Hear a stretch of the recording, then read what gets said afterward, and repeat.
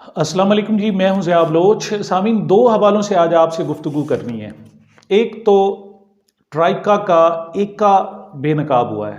तीन बड़ी कुव्वतें, यहाँ तीन बड़े फैसला साज, उनका जो आपस में मिली भगत थी वो बेनकाब हुई है। और दूसरी जो बात करनी है वो कि लीडर लीडर होता है, चाहे वो बाहर हो या जेल में हो, और उसके विजन का मुकाबला नहीं किया जा सकता।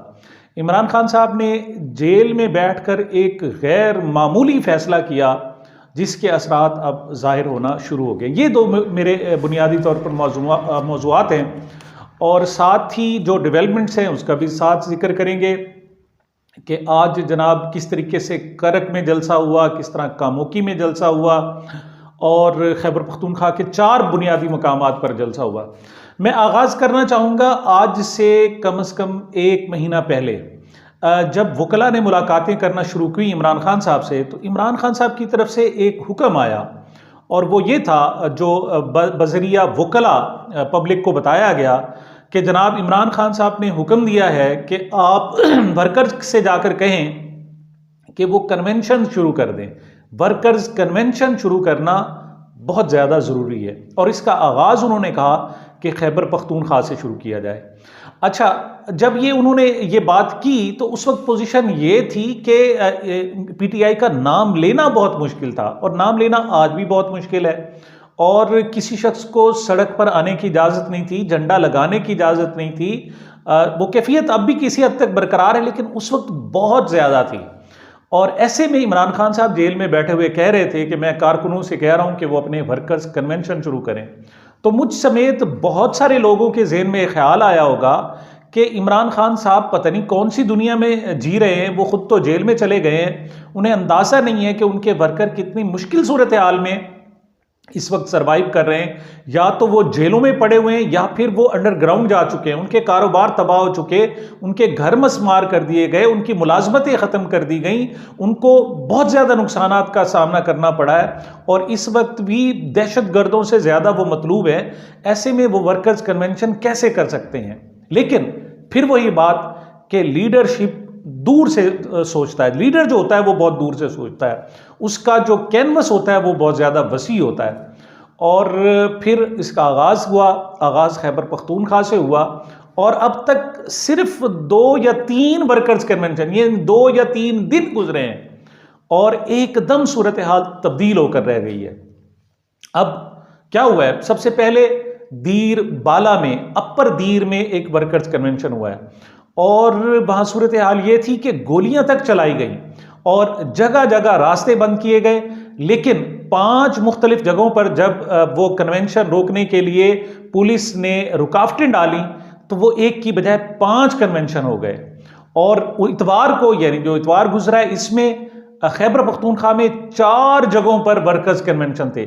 अच्छा, जो दीर बाला का वर्कर्स कन्वेंशन था उसमें शेर अफजल मरवत वहां पहुंचे, अगरचे वो कहते हैं कि 5 गाड़ियां तब्दील करके मोटरसाइकिल पर और फिर पैदल वो गए, और कल उन्होंने नज़ारा भी देखा कि सैकड़ों की तादाद में, हज़ारों की तादाद में कारकुन दौड़ते हुए जा रहे थे। मतलब ये पोजीशन थी, और वो कन्वेंशन कामयाब हुआ।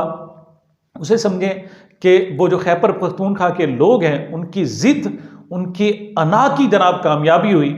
और उसके बाद फिर अगले दिन अब 4 अजला में, यानी एबटाबाद में, करक में, खैबर में, और एक और जगह पर, ये बाकायदा 4 जगहों पर वर्कर्स कन्वेंशन थे। यहाँ पर मैं बल्कि इसे जनाब ज़रा चुटकुले के तौर पर कहना चाहूँगा कि ये जो पीटीआई वाले हैं ये बड़े ही वादा खिलाफ है। करते क्या है, ये नाम लेते हैं वर्कर्स कन्वेंशन का। वर्कर्स कन्वेंशन और जलसे में फ़र्क होता है। वर्कर कन्वेंशन वो होता है जिसमें वर्कर्स का आना सिर्फ ज़रूरी होता है, उसमें चंद दर्जन आ जाए, इवन चंद 100 भी आ जाए, तो वो पूरे जनाब उसकी रिक्वायरमेंट को पूरा कर लेते हैं। जबकि जलसे में लोगों को काउंट किया जाता है, उसमें पब्लिक की अपीयरेंस होती है, और उसमें हज़ारों की तादाद में आना ज़रूरी होता है। लेकिन पीटीआई वाले जुल्म ये कर रहे हैं कि ये कन्वेंशन करते हैं, और कन्वेंशन जलसों से भी बड़ा हो जाता है। मिसाल के तौर पर कल का जो करक का जलसा था वो कामोकी में जोर लगाया गया। देखें, करक में कोई साउंड नहीं था, कोई लाइटिंग नहीं थी, कोई इश्तिहार नहीं था, कोई झंडा नहीं था, कुछ भी नहीं था। बल्कि सुबह पोजीशन ये थी कि 10 बजे तक जब उसको रिपोर्ट किया जा रहा था सोशल मीडिया पर, तो वहां चंद बच्चे खेलने के लिए भी आए तो उनको खेलने की और खड़े होने की भी इजाजत नहीं दी गई और उन पर बकायदा लाठी चार्ज किया गया। और यह सिलसिला 10, साढ़े 10, 11 बजे तक बरकरार रहा कि जो भी नौजवान आता या 2-4 लोग नौजवान आते तो उनको डंडे मारकर भगा दिया जाता। पुलिस का उस जलसागाह पर बकायदा कंट्रोल था। लेकिन 11:30 बजे के बाद एक बड़ा रेला आया जिसमें सैकड़ों नहीं हजारों लोग मौजूद थे और वो दौड़ते हुए आ रहे थे और इस मरतबा पुलिस को जुर्रत नहीं हुई कि उनको रोक सके। अच्छा, जो दीर बाला में जलसा हुआ उसमें तो फिर भी किसी ना किसी अंदाज में शेर अफजल मरवत साहब पहुंच गए, 5 गाड़ियां तब्दील करके, मोटरसाइकिलें तब्दील करके और फिर पैदल भी वो पहुंच गए और वहां उन्होंने खिताब भी किया। मतलब वो सारे लोग उसको नहीं सुन सकते थे। बल्कि मैं हैरान हूं कि खैबर पख्तूनख्वा जैसा इलाका है, मरियम नवाज 21 अक्टूबर के मीनार पाकिस्तान के जलसे में जब कहती हैं कि लाइटें बंद करके मोबाइल फोन की टॉर्च रोशन करें, तो चंद मोबाइल फोन की रोशनी के अलावा कहीं रोशनी नहीं होती। लेकिन ये जो दीर बाला का जलसा था उसमें हजारों लाइटें रोशन थीं। बल्कि उसको पाकिस्तान का मीडिया इन तमाम कन्वेंशंस का बाइकआउट कर रहा है, उसको कवरेज नहीं दे रहा, उसका नाम तक नहीं है। और उसके मुकाबले में कामोकी में जो 2.25 एकड़ पर मुश्तमिल एक जलसागाह थी और जिसमें बामुश्किल 3 से 4 हजार लोग मौजूद थे, उसकी दिन भर कवरेज की जाती रही। बल्कि राय साकिब खरल साहब हैं, उन्होंने अपने यूट्यूब चैनल पर जब लोगों को दिखाया तो उन जिनसे भी पूछते थे वो कहते थे कि हम पीटीआई के वोटर्स हैं। चंद एक ने कहा जी कि हम तहरीक लब्बैक के हैं, चंद एक ने कहा कि हम नून लीग के हैं। तो उन्होंने कहा कि इस जलसे में आप इस्तेकाम पाकिस्तान पार्टी के जलसे में क्यों आए हुए हैं, मतलब अलीम तरीन और जहांगीर तरीन के जलसे में क्यों आए हुए हैं। तो उनका कहना था हम तो तमाशा देखने आए हुए हैं। बहुत सारे लोगों का कहना था हम इन चोरों को देखने आए हैं कि उनकी कैपेसिटी क्या है, उनकी जो पॉलिटिकल कैपेसिटी क्या है। तो यहां सूरत हाल ये थी कि मांगे तांगे के लोग थे और चंद जो लोग थे उनको राणा साहब मुबैना तौर पर 1000 रुपये फीकस करके ले आए थे और उनकी तो कवरेज थी। लेकिन बाकी किसी मीडिया पर, मेन स्ट्रीम मीडिया पर पीटीआई के वर्कर्स कन्वेंशन की कवरेज नहीं थी। लेकिन उसको इंटरनेशनल मीडिया कवर कर रहा था, अल जजीरा कवर कर रहा था, बल्कि इंटरनेशनली उसको 1 लाख अफराद का मजमा करार दे दिया गया। और वाकई वो बहुत बड़ा मजमा था और उसमें लोगों की शिद्दत थी, लोगों के जज्बात थे। मतलब वहां जब धीर बाला के बाजार से गुजरने लगे तो पोजीशन ये थी कि 3 मंजिला वो इमारतें हैं और उनकी इमारतें भरी हुई थी लोगों से और लोग वहां से गुलपाशी कर रहे थे, हाथ हिला रहे थे। तो ये होते हैं अवामी जज्बात। अब मुझे क्या जो भी तज्जिया इनकार कह रहे हैं वो कह रहे हैं जी कि इन 2 या 3 दिन के वर्कर कन्वेंशन ने कम से कम खैबर पख्तूनख्वा के बारे में डिसीजन कर दिया है। अब बल्कि ये खतरा होने लगा है कि कहीं ऐसे ना हो कि ये ताकतवर लोग और ये जो मुक्तदरा के लोग हैं ये डर जाएं और इमरान खान को या पीटीआई को वहां खैबर पख्तूनख्वा के इलेक्शन ही मुलतवी ना कर दें या इलेक्शन से भाग ही ना जाए। यानी इसके बहुत इम्कानात पैदा हो चुके हैं। लेकिन ये आगाज कहां से हुआ? ये आगाज इमरान खान साहब की एक इंस्ट्रक्शन थी कि आप इन कन्वेंशंस को शुरू करें। और उन कन्वेंशन से ना सिर्फ खैबर पख्तूनख्वा में हालत तब्दील हुई बल्कि पंजाब के लोगों को हौसला मिला है, इस वक्त सिंध के लोगों को हौसला मिला है, बलूचिस्तान के लोगों ने सोचना शुरू कर दिया है कि पीटीआई को उनके भी वर्कर्स कन्वेंशन शुरू करने चाहिए।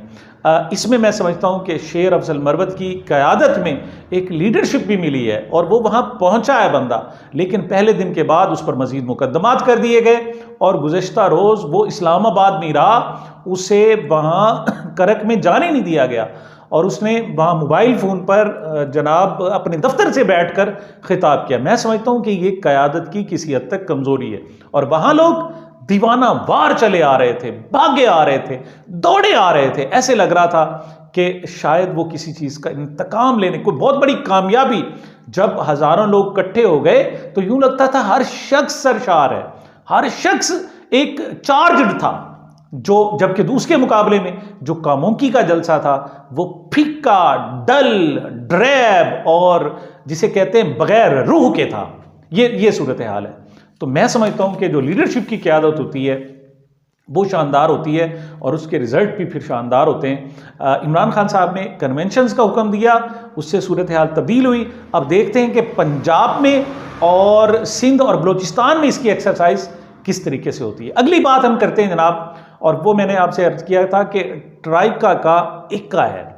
इस वक्त जब निगरान हुकूमत बनी थी तो उस वक्त कहा जा रहा था कि ये मुस्लिम लीग नून की एक्सटेंशन है, लेकिन आमतौर पर होता ऐसे है कि आप कोई गलत काम कर रहे होते हैं लेकिन लोगों के सामने तो कहते हैं नहीं जी हम न्यूट्रल हैं। अब ये हुकूमत वो है कि जिसने अपने मुंह पर आप कालक मल ली है और उन्हें इससे कोई गर्ज नहीं है कि जनाब लोग उन्हें क्या कहते हैं, उनके बारे में क्या रद्द अमल आता है। वो उसके बावजूद वो कहते हैं हाँ जी हम वाकई जनाब